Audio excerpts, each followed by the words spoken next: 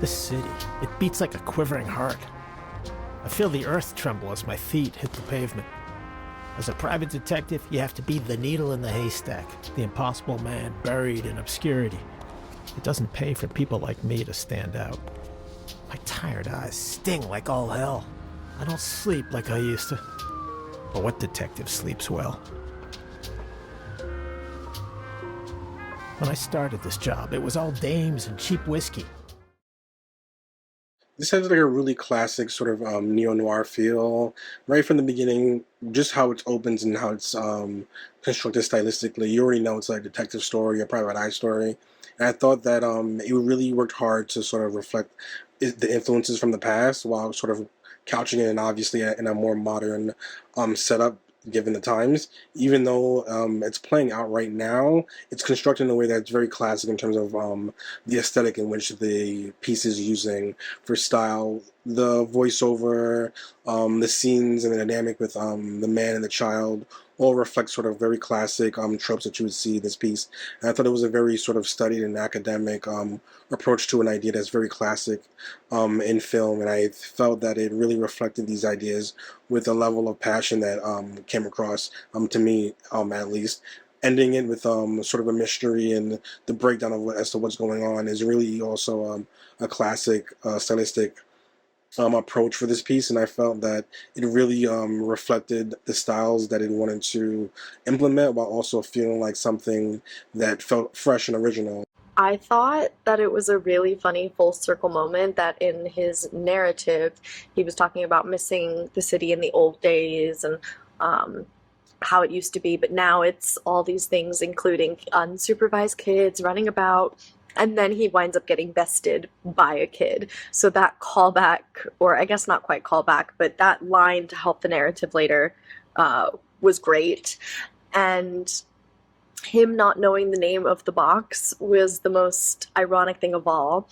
He probably wouldn't have been able to guess anyway, but the fact that whatever that was wasn't a thought in his mind was very funny. Um, and the kid being clever enough to take the inside, it really was just a great little narrative of the detective complaining about the youths and how he's a great detective, and then that's what winds up kicking his butt in the end. I really love the black and white cinematography and just the look of the titles. I love the music. The score worked really, really well. And yeah, it was a really good way to just do a short piece in a noir style to have it be primarily a two-hander between this detective and this kid. And it's kind of funny that we have this kid that can outsmart the detective. So that was a nice twist there. Um, they did a really good job of using just available location there. It looked like San Francisco, Chinatown, I'm pretty sure. So to be able to just go there at night, guerrilla, and shoot it, and it looks like it could be the 1950s. I mean, you see that at night, So that was a really nice touch there. I also liked a little cameo by the Maltese Falcon. So nice touch there. But yeah, the lead actors did a great job. Both the guy and the kid had that kind of noir sensibility to the dialogue, kind of chomping out the words. And yeah, it was nicely written, and yeah, it was nicely directed, executed. Like I said, I love the black and white. Really loved the noir style of this with the gumshoe and everything, and on the case for the puzzle box. That just immediately captures your attention and has you along for the ride. They did such a great job with the storytelling of this and how they executed it. I think that the cast was amazing.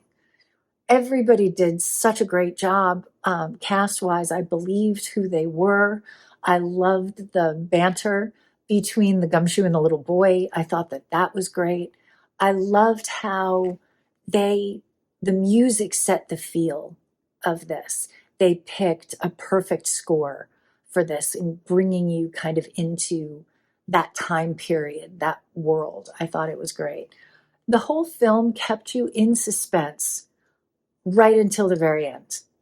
And that's wonderful storytelling. Very Dick Tracy, black and white, very detective movie, 40s style.